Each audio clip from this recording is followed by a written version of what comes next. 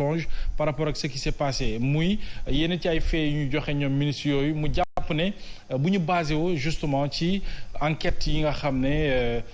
France 24 ak yeneen i médium def nañ ko c'est quand même tout à fait le contraire de ce qu'on a de ce qu'ils nous ont dit ñoom ñi nga xamante ne ni ñoo di ministre ñu doon def conférence de presse. Bougane moom temps yi moom li may wax rek temps yi il est sur le terrain quoi. temps yi moom vraiment il est très très en vue. ci terrain bi d'abord et puis dans ses prises de parole. et puis il est dans son rôle aussi d'opposant. je pense que c'est dans la vitalité de la démocratie. je pense que je préfère que les gens puissent pas s'affronter entre guillemets jongante ci wàllu wi que qu'on puisse s'affronter vraiment physiquement ou frontalement où on laisse des plumes où il y a des vies il y a des pertes en vie humaine. Parce que quand le débat est animé. c'est ça chacun mais loolu mooy démocratie. c'est-à-dire le pouvoir il est là pour gérer mais l'opposition là tamit daf fi nekk pour am bët déjà ci le pouvoir bi def mais aussi di def ay contre-propositions. S'il y a des choses à dénoncer ñu dénoncer ko je pense que loolu mooy démocratie loolu mooy le rythme normal des choses et je pense que depuis quelque temps quand même mën nañ nangul Bougane que ni vraiment sur même des médias étrangers par rapport ak situation bi xew danta moom jàpp na ne aujourd'hui xëy na tere nañu médias yi fi ne wala boog bu ñu ko defee xëy na maanaam daañu leen tëj mais basé wu ci enquête yi nga xam ne génn na te mu yaatu te mu wane leneen lu nga xam ne bokkul ak ñii lu ñu wax. Non, je l'ai dit tantôt, nee naa man sur l'affaire des nervis. J'attendais autre chose que ce qu'a servi le ministre de l'Intérieur. Je l'ai dit aussi sur l'affaire des enquêtes des morts en 2021. On avait annoncé une enquête. Jusqu'ici, malheureusement, waxuñu ñu sax enquête yooyu nu mu mujjee. Donc aujourd'hui, on nous annonce encore d'autres enquêtes. Bon, que les gens soient sceptiques, je pense que c'est dans le domaine du normal. Mais l'un dans l'autre, il faudrait que l'État puisse revoir peut-être sa communication. L'État gagnerait à revoir sa communication. Parce que aussi, quand tu mets autant de temps, ñenn ñi jiitu ci voilà réseaux sociaux yi accaparé wu yenn information yi ba joxe ko ba fàtte ba nit ñi def ci opinion c'est-à-dire la presse étrangère c'est-à-dire après voilà da ngay bëgg a dabe mais tu as raw nañ la da ngay ñëw wax rek pour wax surtout dans des domaines précis yoo xam ne aussi c'est très important l'affaire des nervis avec des éléments de preuve peut-être des vidéos qui circulent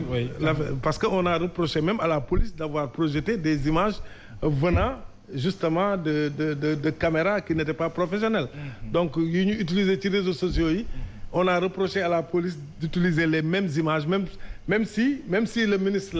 l'a refuté Antoine Diome mais parce que image yi police projetée aussi avant la projection de la police les gens ont vu les images dans les réseaux sociaux mooy li ma la wax rek l'État a un problème avec les réseaux sociaux parce que réseaux sociaux yi vitesse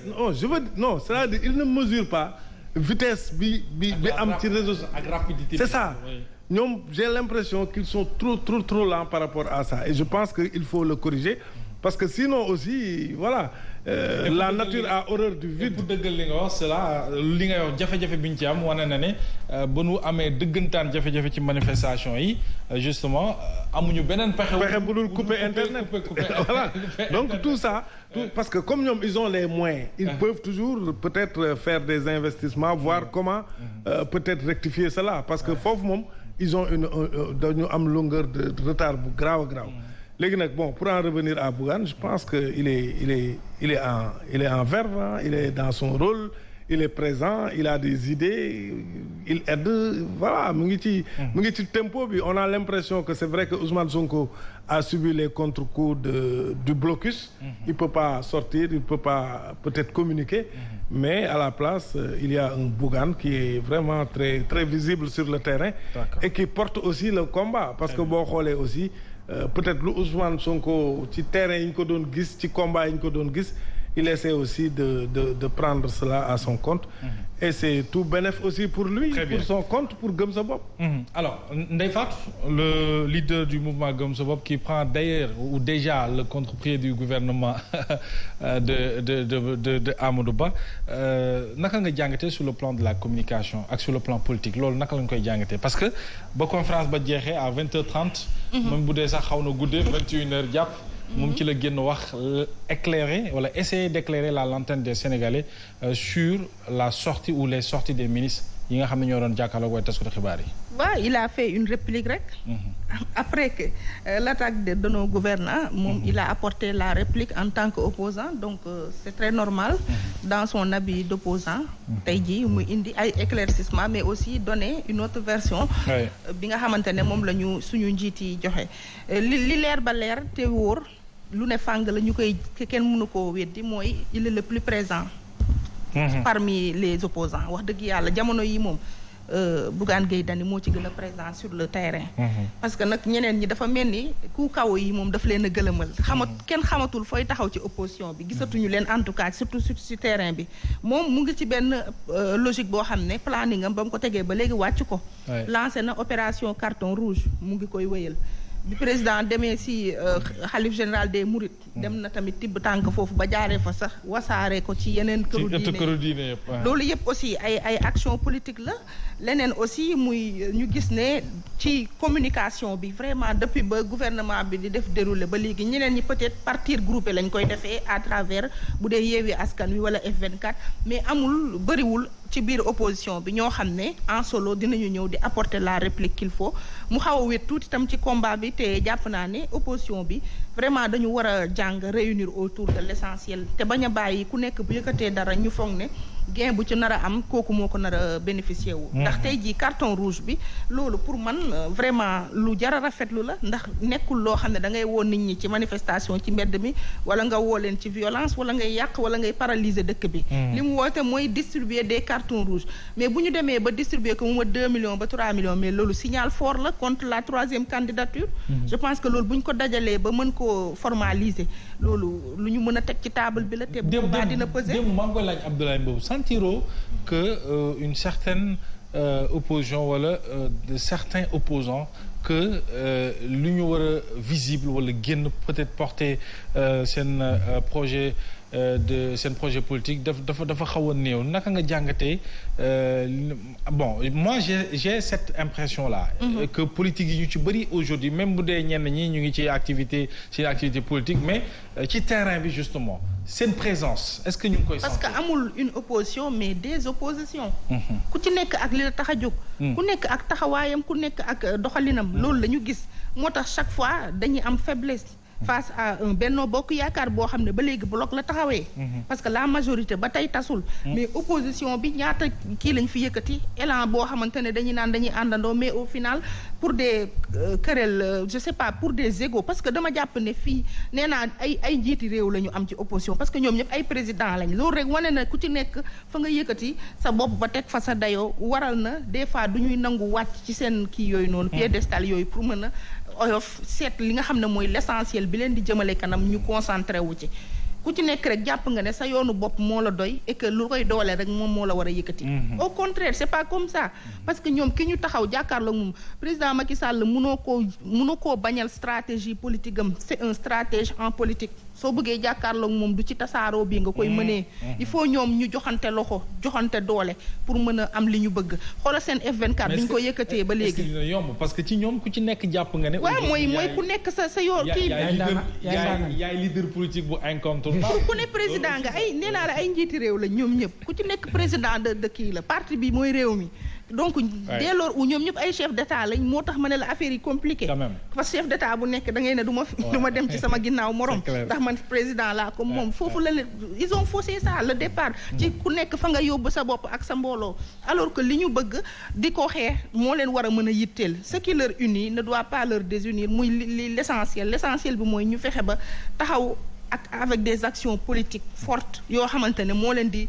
représenter loo ci biir réew mi. parce que instant bi boo xoolee vraiment ñoom ñëpp dañoo waaf président Bougane da ngay gis mu nekk si Bougane Gueye ngay gis mu nekk si terrain bi di def ay jalons di poser ay actes kenn fekk si wu ko ci. affaire des 98 milliards yëkkati na ko fi mais loolu du lu néew. kan moo ko ci fekk si ñeneen ñi dem nañ sax ba naan non ñun on n'a pas compris il faut qu'il nous explique mais ñoom suñuy dem vers l'information est-ce que war nañoo xaar ñuy ñëw di leen expliquer est-ce que ñoom mënuñu woon dem vers l'information jël yenn combat yi defandoo ko au nom des principes mais pas ci yeneen fànn yoo xamante ne ci ay calcul politique lañ koy teg gis nga cette opposition là ni ma leen gisee nii bu dee nii lañ ko bëgg a jàppee nii non moom xam naa ne seen doole des na bu baax a baax parce que arñi bi mu laaj ak joxante loxo bi nga xam ne moom la kii nii laaj des na ci seen biir ñoom sax xam nañ ne ñoom wóoluwante wuñ ñoom ci seen bopp dañuy ànd ce sont des compagnonnages de façade rek mais dans le fond c'est pas sincère léegi nag comme loolu am na ci pour ñu am dara yëkkati ko gagné ko dina jafe F24 bi début bi amoon na enthousiasme mais pour man mu ngi bëgg a doon flop parce que lu ñu yëkkati ponkal mi ne leen jaar leen nii amagul lenn loo xamante ne à part premier rassemblement bi ñu fi def ci lancement lu ñu def lu concret mais qu'est-ce qui le justifie cet échec bi nga xamante ne F24 mu ngi koy bëgg a am man c'était F24 bii ma gis nii bii moom bokkul ak M23 bi fi amoon en 2011 bii moom vraiment dangaram des na lool xarañte information xëy na F24 boobu ngay wax daañu lancé seen dialogue du peuple pencum Sénégal lancement officiel bi justement le 19 juin à partir de 15h siège yu Gëm sa bopp xëy na peut-être loolu mooy réponse bi ñu mën a tegandeegum ci sa loxo yow par rapport ak préoccupation yi ngay porté ci bile organisation nga xam ne ba ñu ko formé sénégalais yi amoon nañ ci wala am nañ ci ba léegi yaakaar ndax li muy composé ci ay entité politique bëri na de mais pour man ils ont perdu du terrain au plan politique parce que boobu ba léegi bañ ko yëkkatee à part ay conférence de presse ak benn rassemblement defaguñ fi dara loo xam ne mën nañ ne ñii am nañ benn force de frappe bi te ñu ngi koy dérouler au même moment ñee ci de l'autre côté ñu ngi def seen dialogue ñoom ñu ngi dialogué ñoom ñu ngay dialogué ñu ngay def terme de référence ñoo ngi waxtaan dinañ tënk fii ak le 25 jeggee ko askan wi pour man ñoom ils ont perdu du terrain te loolu yëpp dara warulu ko lu mooy leader yi ko wër yëpp ku nekk dangaa jël sa daraja jiital ko ci xeex bi alors que bu fekkee ne ce sont des principes moo leen tax a jóg bu dee Sénégal dong moo leen tax a jóg du personnes yi ñooy importé mais combat bi yaakaar naa moo war a prendre le dessus Serigne ñu bàyyi la nga réagir par rapport à cette question waaw bon man actuellement opposition bi ni muy doxee bu fekkee ni tey surtout ci contexte bi ñu nekk man dama jàpp ni boole seen doole mooy tax li ñu bëgg a gañe ñu war ko gañe parce que kii nga xamante ni objectif am mooy lu dul tas leen diviser leen moom xam na li nekk ci doole yi mbooloo da koo xam parce que coalition Benno Bokk Yaakaar bi bëggul benn yoon mu tas donc nag ñoom war nañ am expérience ci loolu F24 dëgg la am na ay ambition plateforme bi leer na ñu ngi doxal. plus de 174. voilà partis ñu ngi doxal. mouvement ñu ngi doxal d'une part nag mënul yam aussi ak ñi nga xamante ni tey ñoom ñoo yor nguur gi nga xamante ni waxtu wu leen neex ñu doxal amul benn obstacle bu taxaw seen kanam. mais ñoom depuis bi ñu taxaw ba léegi ñaata obstacle lañ leen tegal te obstacle yi bi si njëkk mooy dañoo indi dialogue bi. te waxoon naa si bi dialogue bi di ñëw man leen F24 la ñu bëgg a ralentir seen plateforme. parce que y a certains si biir F24 dinañ dem wuyu ci dialogue yooyu. léegi nag loolu dafay ralentir li nga xamante ni mooy li ñu war a doxee te tey am na obstacle yooyu la créé. Khalifa dem na Karim waa PDS ñu ngi si diggante bi di kii ak yooyu. donc bari na ñoo xamante ni tey dem nañ loolu nag tey am na conséquences yoo xam ne créé na ko. ñaata yoon lañ fi bëgg a def seen manifestation ñu arrêté leen ko si suba déglu nañ Guy Marius Sagna génn na ay kii yu bari demande yu bëree bëri yoo xam ne dañ ko sollicité ñu bañal leen ay manifestation keroog bi ñu demee ba dugg ci kiiw grand parti bi. donc la fa am gis nañ ko donc loolu yëpp dafa bokk tey ci li nga xamante ni moom moo ralentir seen plateforme donc daal moo tax ma jàpp ni daal. ñoom ñu ngi si yoon mais xaw nañ am tuuti lu ci xaw a yéex tuuti mais du seen volonté mais c'est tout simplement parce que réew mi mooy doxee si opposition bu taxawee pour def dara dinañ fexe ba gàllankoor ko. loolu moom moo si nekk en réalité. donc deuxièmement pour le cas de Bougane bi nga souligner léegi. Bougane pour man dafa assumer rôle opposant am parce que opposant rôle am bi njëkk mooy déconstruire. gis nga démb dañoo xool gouvernement bi dafa génn di construire moom yàggul dara bu dee sax mat na laa xëy 1 heure wala 2 heures de temps mu génn ñëw déconstruire lépp loo xamante ni ñoom tegoon nañ ko. loolu nag véritablement dafay wane ni rôle bi nga xamante ni aujourd'hui mën nañ ko nangul opposition moom Bougane pleinement mi ngi ci mission boobu. donc nag jël na ay responsabilités aussi parce que wax nga ko léegi dem na ci kër xalif yu bare. bari na ay stratégie politique yoo xam ne teg na ko te sénégalais yi ñu ngi koy concevoir ñu ngi koy bëgg accepter ñu baree bari donc nag pour man loolu la te dafa am esprit boo xamante ni man dama jàpp ni moom lay doxee